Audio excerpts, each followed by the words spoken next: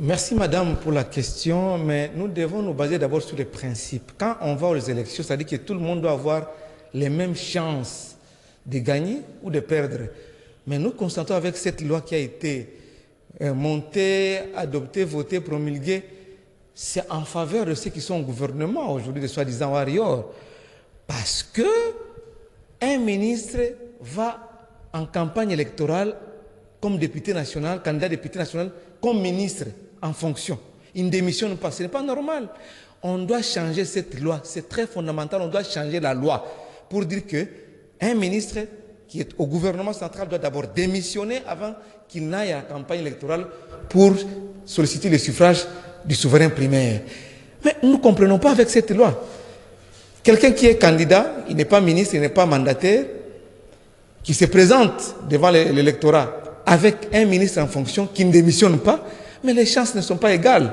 Le ministre qui a les moyens de l'État, c'est-à-dire il a la voiture de l'État, il a les policiers de l'État, il a les salaires de l'État, pendant que celui-là qui n'a même pas de fonction, il est peut-être chômeur, ou soit il était fonctionnaire, il a déposé sa démission, et il est obligé de déposer sa démission, il n'a pas de salaire. Comment peut-on équilibrer ces deux candidats vis-à-vis des électeurs? Le ministre qui est en fonction, en même temps candidat député national, aura une longueur d'avance. Il est pressenti gagnant par rapport à celui qui n'est pas en fonction comme ministre ou comme mandataire. Donc la loi a été concoctée, montée, adoptée, promulguée par le chef de l'État en faveur d'une catégorie sociale. Nous disons, nous ne sommes pas d'accord avec cette loi, ça doit être changé pour que, quand on est ministre du gouvernement central, quand on est premier ministre et on veut encore solliciter les suffrages du peuple congolais, on démissionne d'abord et puis on va à chance égale avec ceux qui ne sont pas ministres, ceux qui ne sont pas premiers ministres, pour qu'on puisse compétir. Parce que les élections, c'est une compétition. On a vu à l'époque où Kabila était président de la République, un premier ministre, Mouzito Adolphe, à l'époque il était premier ministre, il avait démissionné et Koyagalo qui était vice-premier ministre, avait assumé l'intérim jusqu'aux élections parce que Mouzito était candidat à Kikwit comme député national. Mais aujourd'hui, avec le gouvernement de Félix-Antoine Tshisekedi Tshilombo, pourquoi on doit changer une loi en faveur d'une certaine catégorie? Alors la loi doit être impersonnelle. Nous refusons et nous dénonçons, nous protestons contre cette façon de faire. Comment se fait-il que vous êtes journaliste, vous dites que non, vous êtes candidat député national? Vous y allez avec un ministre en fonction. D'abord, il a tous les moyens de l'État. Tu connais les salaires d'un ministre? Tu connais les carburants qu'on donne gratuitement à un ministre? Les véhicules de l'État? Les polices, la sécurité? Toi, tu ne sais pas en sécurité? Mais lui, il a tout aux moyens de l'État. Pendant que vous tous, vous êtes en compétition pour solliciter les suffrages de la population et les électeurs. Ce n'est pas normal. Donc, le processus n'est pas transparent, le processus n'est pas équilibré, le processus n'est pas clair et crédible. Il n'est pas trop tard pour mieux faire. C'est une très mauvaise loi parce que nous avons une expérience passée. À l'époque, Kabila était président de la République, les membres du gouvernement démissionnaient. Les mandataires, déjà démissionnent. Mais cette fois-ci, on ne démissionne même pas. On est administrateur, on est candidat, on est ministre, on est candidat, on y va comme ça. En un temps, on battre campagne en tant que ministre, on battre campagne en même temps ministre. Maintenant, quand tu es sur le terrain là, tu agis comme ministre mais comme candidat. Tu agis comme candidat. Le président de la République, on peut comprendre parce qu'il ne peut pas y avoir un vide au sommet de l'État. Mais un ministre doit démissionner d'abord s'il est candidat pour aller solliciter encore le suffrage de la population. Il ne peut pas rester en même temps ministre, en même temps candidat député, pendant que les autres ne sont pas des ministres. Les chances ne sont pas légales et égales. Tous ceux qui sont candidats ministres doivent démissionner. Si vous êtes premier ministre, vous êtes candidat député national, vous devez démissionner. Et cette loi doit être changée pour que tout le monde aille aux élections avec les mêmes chances, les chances égales. Là, c'est une bonne compétition. Sinon, Bango va un avantage plutôt que les autres. Ils seront remplacés par qui en ce moment? Il y a des gens qui peuvent être nommés. Chef de l'État peut signer l'ordonnance. Pour signer l'ordonnance, ça prend combien de temps? Pour puiser encore de l'argent dans ces protégés. C'est pour équilibrer le processus, madame. C'est très important. Parce que des gens qui n'ont pas d'argent, les ministres qui ont beaucoup d'argent, qui sont en fonction, et ils vont en compétition en tant que ministre. Vous pouvez comprendre ça? Ils ont un bon côté, mais ils ont un candidat député national. Ministre en fonction, ministre en salaire, en avantage, tout le carburant au fêlé, au fêlé. Mais ce n'est pas normal. C'est une très très mauvaise loi. Si cette loi existe, on doit la changer pour que tout le monde aille aux élections avec les mêmes chances, les chances égales. Mais vous avez dit que les présidents, c'est quand même même, lui, il est en fonction, on ne peut pas laisser un vide, mais les autres candidats présidents aussi n'ont pas de moyens. Effectivement, vous avez raison. Par exemple, à Madagascar, le président en fonction a déposé sa démission. Il est candidat, il va déposer sa démission. Il a déposé sa démission. C'est la loi qui le dit. Mais quand vous votez des lois, vous promulguez des lois à votre faveur, et vous dites que le peuple d'abord, ce n'est pas le peuple d'abord.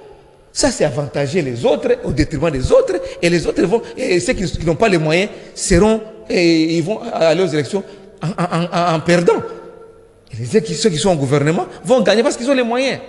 Les bas de campagne et les moyens de l'État, ce ne sont pas les moyens privés. Alors, un autre problème, c'est les députés qui sont candidats, les ministres aussi candidats, mais après, au moment de la campagne, on n'aura pas un vide qui sera constaté dans les institutions.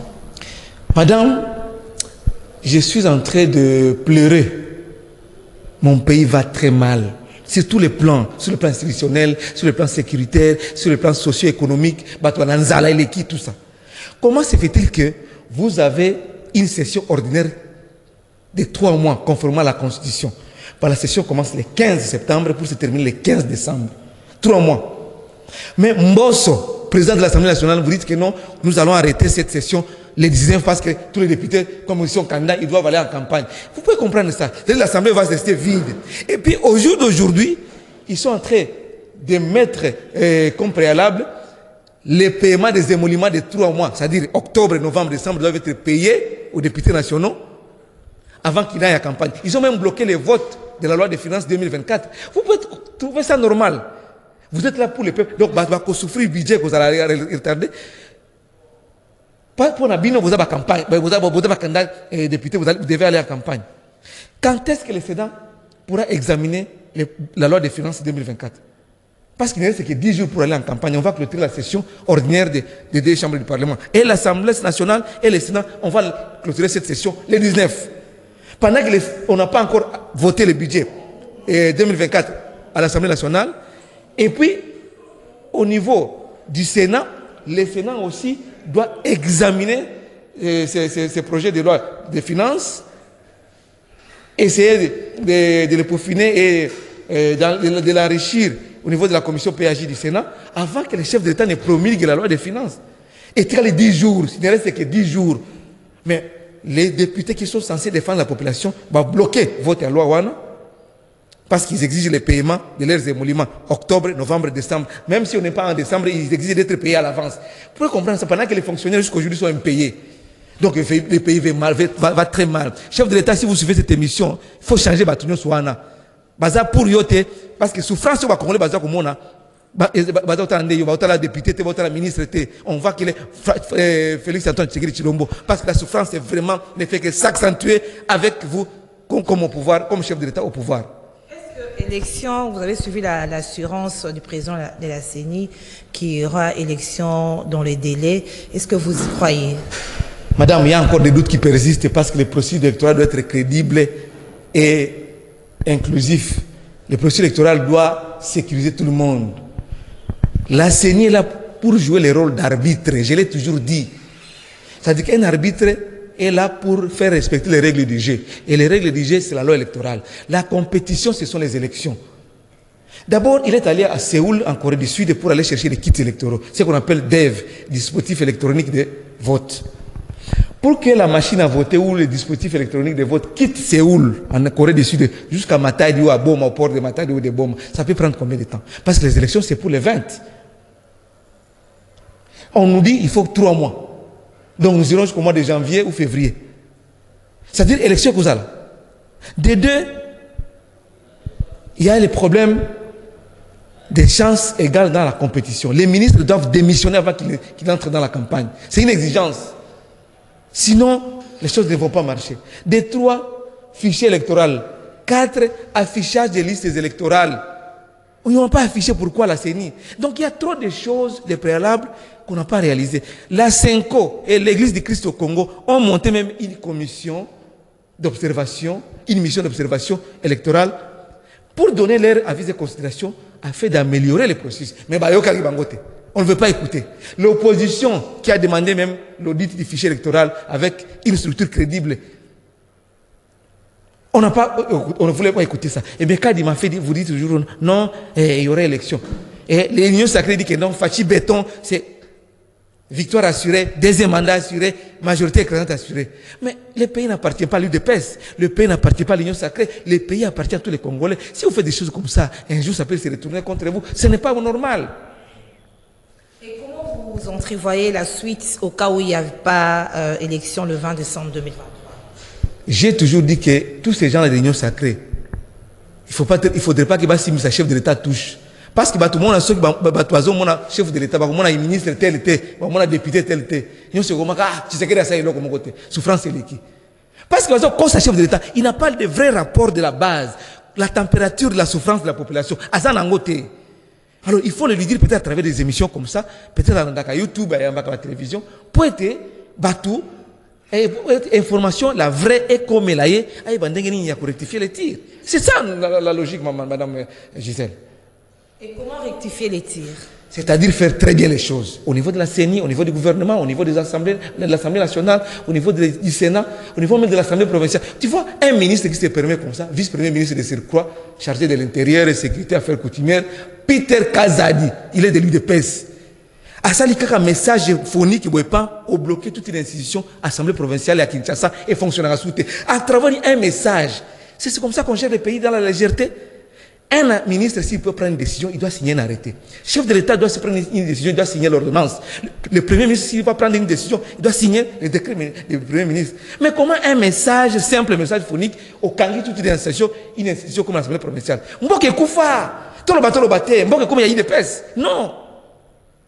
S'il n'y a pas élection, M. Claude Molicho, c'est que vous voulez à ce que Félix Tshisekedi s'éternise au pouvoir, qu'il reste encore. Nous voulons que les choses se fassent dans les règles de l'art, qu'on fasse des choses très bien. Mboka va dire qu'on est dans la légèreté. N'a pas par exemple Belé Awa. Est-ce que batanga classe ou bien batanga classe T? Et puis non, au comment on a fâché tout ça les gens souffrent. Les gens n'ont même pas mangé. Est-ce que le chef d'État a un rapport ou un chef d'État? Tout un tiers de la population dans l'insécurité alimentaire. Donc, c'est-à-dire souffrance, on est allé, les lots, là, demain, tu n'as même pas l'espoir que banano bakulia yo bokulia. Salaire exaté, courant exaté, maille exaté, biloko bakulia matitalo, rien ne marche. Est-ce qu'il y a un rapport ou un chef de l'État? Moi, je me pose toujours la question. Parce que nous avons une sacrée. Dans l'Ingakanaï, ceux qui chef de l'État ont un rapport vraiment, il y a un outil dans C, va fonctionner, il va souffrir. C'est ça l'important. Comme ça, les rapports, farfelu, parce que va flatter. Mon conseil va flatter. Les chefs, on les respecte et on lui dit des vérités pour qu'ils puissent changer les choses. Merci, monsieur Molicho. Merci, madame.